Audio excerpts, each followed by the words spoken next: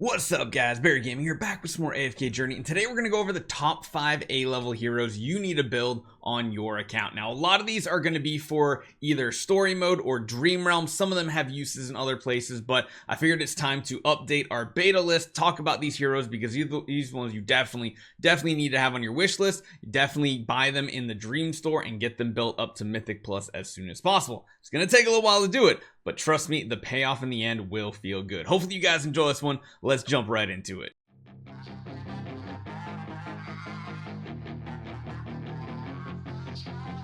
So starting off at number 5, we are going to have one of the best tanks for a budget free-to-play player to have. This girl right here, Antandra. She is absolutely amazing at being a front row tanker. She taunts enemies, she shields both herself and the other frontmost ally. We've highlighted her on our free-to-play account already, and she's part of the best meta team for you guys to be building. Now she's mainly only going to be used in a couple different places. She's going to be used in your AFK progress. She's going to be used out in the real world doing all these maps. She does have some uses in other places as well, such as Legend Trial and Arcane Labyrinth. She does fall flat though in places like Dream Realm and Arena. She can be okay in, but not exactly a hero you want to go crazy on. If you are a spender though, this is not an A-level hero you need to build. As a free-to-play though, they give you tons of copies of her, and let's just be honest, she's just a really awesome hero.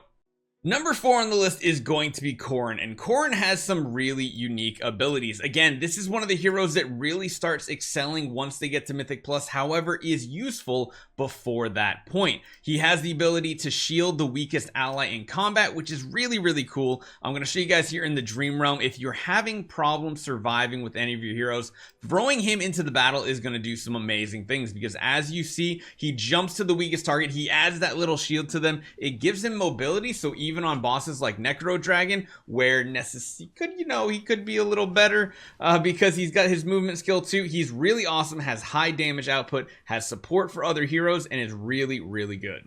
Now, the one downside to him is the fact that, well, he's only really great in Dream Realm against bosses. So things, if you're a boss killer in battle drills, he can be good. He's okay in Legend Trial as kind of this hybrid tank slash support slash damage dealer. He doesn't do very well in PvP situations. So make sure if you are using him, it's mainly going to be for Dream Realm and bossing.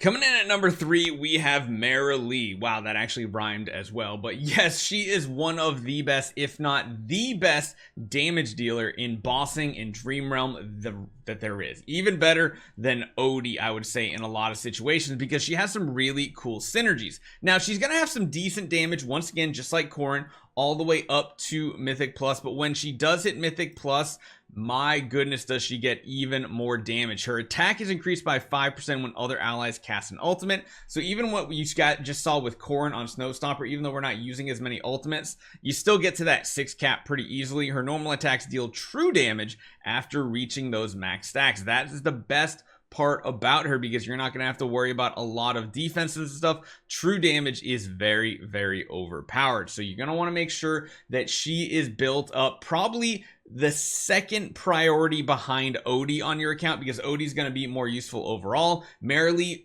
gets better and better as you get her leveled up. Now again, she has some really unique abilities too, because she has that nice little jump movement ability, and if you manually control her in some game modes, you can actually like almost kite an enemy if you have enough energy gain and everything. She is by far the best damage dealer against bossing. Again, the only downside with her is very similar to Korin. She doesn't do great in a lot of other places, not the best in AFK progress, not the best in the open world. She's not really great in PvP either, but if you're talking about boss fighting like battle drills, Dream Realms, she's really good, and she's useful in the Legend Trial as well. But hands down, the top damage dealer in the game, even better than most S levels.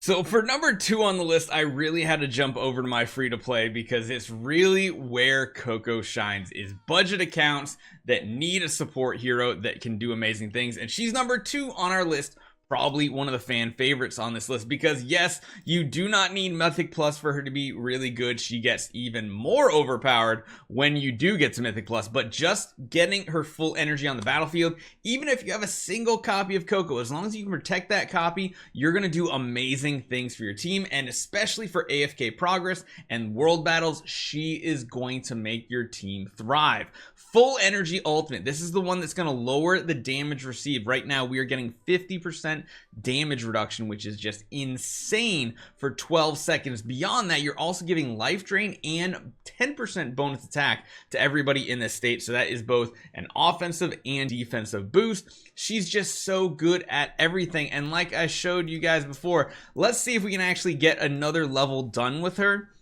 because yeah, she's really good. We were previously stuck on this.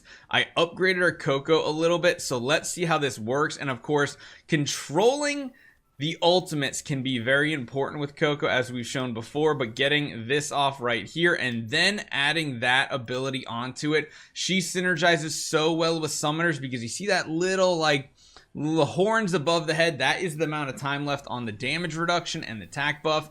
And beyond that, the summons sometimes can be a little exposed and weak, but her adding that damage reduction, leech, and everything, my goodness, if you don't have her on your account, you are definitely doing something wrong, which is why she's literally the number 2 hero on this list. Doesn't have a lot of sheet healing or defensive like damage absorb, but what she does is unquantifiable on the data sheet, but she does amazing stuff. Now, coming in at number 1 is probably the best damage dealer overall in the game, which is Odie. Odie does magic damage. He has some really unique abilities. The difference why I put him at number 1 and not someone like Marilee is Odie is good from like a single copy all the way up through Mythic Plus and higher.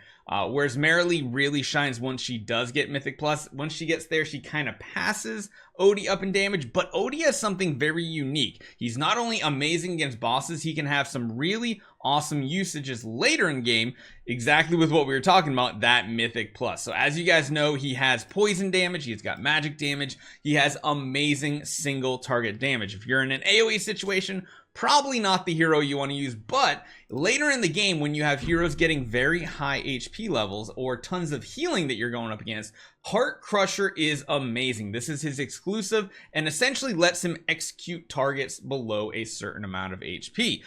It's really strong in the fact that you're probably going to end up using him in a lot of different game modes. One game mode he's really good in is Legend Trial, pushing up your Mauler faction. Very good. He can be good in PvP as well. He's really good in Honor Duel at times, and he's absolutely amazing in Dream Realm. So just make sure you are prioritizing building this hero.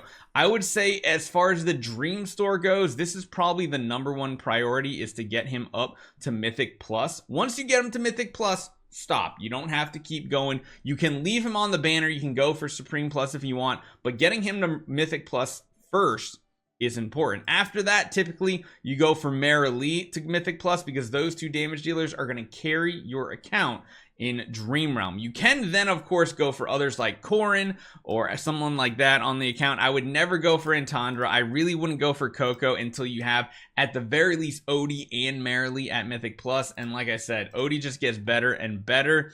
Marilee does catch up, which is why she's still in the top 5, not number 1. And Odie just has like a lot more uses, especially as a free-to-play player. So just keep him in mind. He's going to be your number 1 priority for Dream Realm, both the damage and the rewards. About the list, would you move anybody around? Do you think Odie is at the top? Would you put Koko higher at number 1 just because of her overall usefulness? I'd love to hear you guys' feedback. Make sure you guys take 1 second, hit that thumbs up button on the video if it helped you guys out. Leave a comment, let me know what you guys think about the video, and I'll see you guys next time.